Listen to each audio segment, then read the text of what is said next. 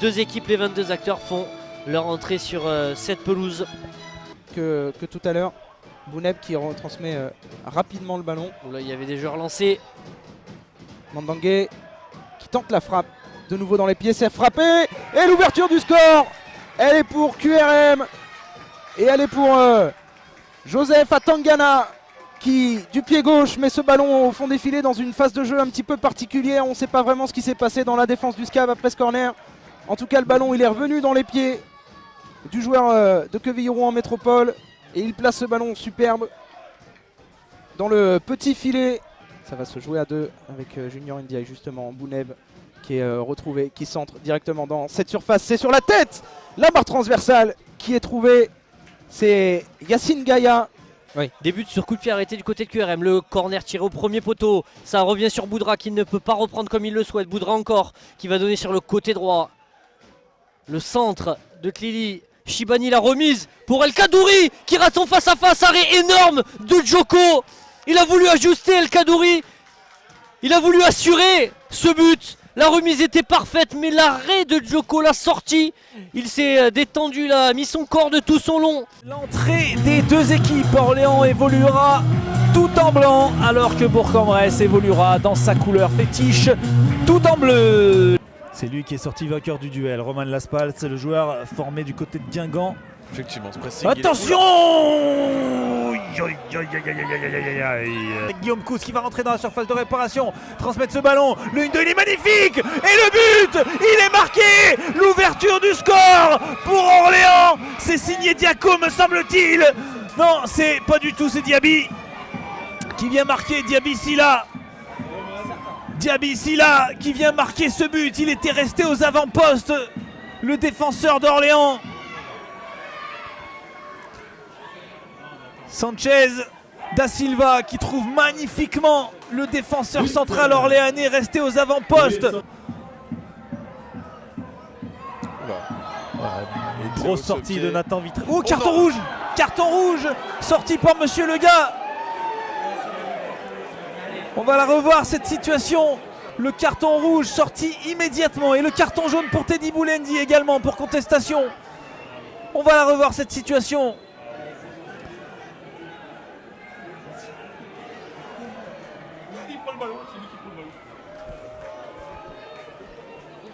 Alors pareil, hein, ces commentaires, ça ne vient pas de nous évidemment.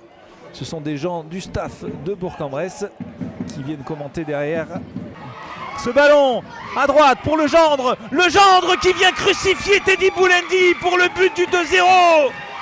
À la 83e minute de jeu, le gendre, la recrue de l'hiver qui vient marquer ce deuxième but de la soirée pour Orléans.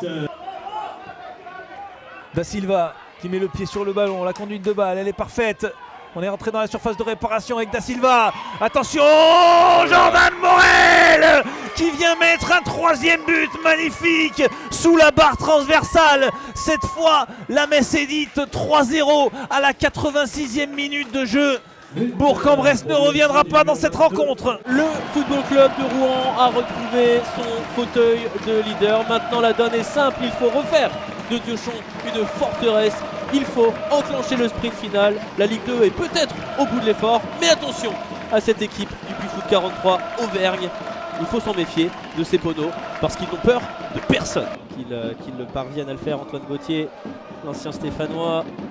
Le centre d'Adélaïde, la tête, oh, le but contre son camp qui va venir sanctionner ce début de match du FCR. Dany Goprou qui part à la faute sur ce centre. Ils étaient sous pression, les Rouennais, le leader du championnat qui après moins de 6 minutes va laisser les rênes du match au Puy-Foot 43. C'est pas illogique quand on voit le début de match conquérant des poneaux. En tout cas, c'est sans danger, sans conséquence. Et Yazid Aïdmoudjan servi par Dany Goprou dans la surface de réparation. Le superbe geste qui est réalisé par Amadou Bassi. Il est le premier sur ce ballon, geste de buteur, geste à l'instinct. Et la reprise de volée qui va permettre au FCR de recoller, de respirer un partout. Et le FCR évidemment qui récolte le fruit de ses efforts là depuis 10 minutes. Oui. Le Puy-Foot 43 qui doit tout recommencer. Ça y est, il a trouvé la juste mesure. C'est ça, il a retrouvé l'interrupteur, Moustapha Benzia pour lancer Amadou Bassi qui lui, là depuis quelques minutes, et Rocha Santos qui va buter sur Mathis Carvalho, impeccable. Redire le leader de National, c'est joué rapidement avec Kenny Rocha Santos qui aligne bien ce ballon qui va traîner. Et il a été Encore raté sauvé par Clément Baptiste. Bassin ou sauvé par Les deux, je crois. incroyable situation. Ouais, incroyable. Ouais. On l'a vu au fond celui-ci. Ah. Permet de rêver et de croire encore dans ce match. Et Bassier n'est jamais aussi fort que quand il réussit à se retourner, à se mettre face au jeu. Et le ballon retourné. Ah, c'était formidablement bien joué sur cette situation-là. Samuel Renel, Sofiane Bouzamoucha et sa jolie pointe de vitesse. C'est pas terminé. Marvin Adelaide qui joue en une touche de balle. La tête derrière l'arrêt d'Axel Temperton. Et sur le deuxième ballon, il y aura finalement un coup de sifflet. Et il n'y aura pas de but, surtout parce qu'elle n'était pas cadrée. J'ai cru qu'elle était cadrée justement. C'est une énorme situation. Il n'y a pas de hors-jeu, mais non, il n'y a pas pas cadré de sur la hors-jeu. deuxième Elle est tentative. juste pas cadrée en fait, Exactement. cette tentative de Marvin Adelaide. Ouais, il va y avoir une période de flottement entre ces changements de chaque côté parce que tout le monde n'est pas à température sur l'aspect physiologique. Le ballon qui va dans la surface de réparation pour Idrissa Seydi. Et la Le sixième but première qui va alerte. attendre. La première alerte, il lui en faut pas beaucoup. Non. Il a l'un des meilleurs ratios de buts du championnat, Idrissa Seydi avant ce match. Le jeu de lumière du stade Armand Chouffet nous signale l'arrivée des 22 acteurs. C'est le stade Armand Chouffet, en effet, qui nous accueille ce soir. Avec Yanis Barca pour Tavares. Tavares qui laisse ce ballon avec cette frappe. Et quel arrêt de Sullivan Péan! Ah, on est patient côté Dijonais. Là, il y a un bon ballon peut-être à jouer avec Yanis Barca. Le centre! Le ballon. Attention avec ce ballon récupéré par Nsimba qui peut dégainer sur le côté gauche. Tavares, le centre! La tête! Tire les buts! Et on le sentait venir, Amada qui était là à la récupération de ce gros travail à gauche. Ah, les Dijonais qui avaient pressé et qui viennent marquer. Quel beau but, quelle belle ouverture du score. Ouais, belle ouverture du score et on voit au second poteau Amada qui vient placer cette tête. On le voit, il mobilise beaucoup la défense caladoise avec attention, le but incroyable. Elle n'est pas rentrée. Et attention, Babacar Leye dans la surface, il n'y a pas de position de hors-jeu. Babacar Leye qui égalise pour le FCDB.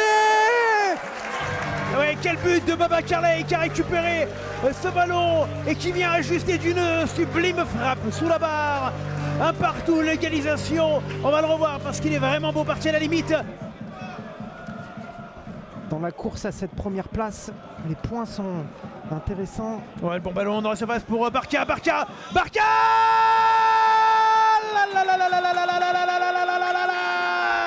Quel but de Yanis Barca! Ben voilà, il se l'est fait tout seul celui-là. Il a éliminé son adversaire tranquillement, il a levé la tête et ajusté le gardien. Et les Dijonais qui n'auront pas longtemps été à égalité, ils sont très vite revenus, on va revoir Barca. Les Caladois avec Malik Assef, attention à pas trop se précipiter parce que là on a rendu le ballon au Dijonais, attention parce que si c'est carton jaune, c'est carton rouge pour Malik Assef. Le deuxième carton jaune, il l'a compris tout de suite. Malik Assef qui va laisser ses coéquipiers en infériorité numérique pour ses arrêts de jeu. On va se concentrer sur l'entrée des joueurs pour cette 22e journée de National. Le Paris 13 Atlético reçoit une équipe de Valenciennes qui doute, mais qui va devoir réagir après une cruelle défaite face au Stade Briochin. Théo Diomandé qui retrouve Streller Apois, le sang pour Charlaby. J'ai eu le doute aussi, mais cette frappe de Charlaby, elle est passée dans le petit fil extérieur. Alors regardez, là il est juste derrière la ligne. Là regardez, il revient. Est-ce que c'est pas lui qui touche le ballon justement? Eh oui, c'est parce que c'est lui qui touche le ballon dans cette surface. Et en effet, comme c'est lui qui touche le ballon, et ben ça fait pénalty, c'est la règle. Et ça va donc donner un pénalty. Alors dans cette petite confusion, il y a finalement un pénalty. 23e minute de jeu. Dans un moment où Niakate est sorti puis re-rentré, coup franc, pas coup franc, c'est finalement un pénalty pour le Paris 13 Atlético. Thiago Castro qui a la balle peut-être pour ouvrir le score à la 23e minute de jeu. Et oui, ce sera dedans. Thiago Castro ouvre le score. Le Paris 13 Atlético construisait depuis le début. vient en tout cas de finaliser sur ce penalty à un moment où on ne l'attendait pas forcément, dans une confusion. Mais en tout cas, il est là, ce penalty, il est inscrit. Thiago Castro, le Paris 13 mène 1-0. Vous voyez le faux rythme que cette situation aussi a créé. C'est comme si il n'y avait pas cet esprit revanchard.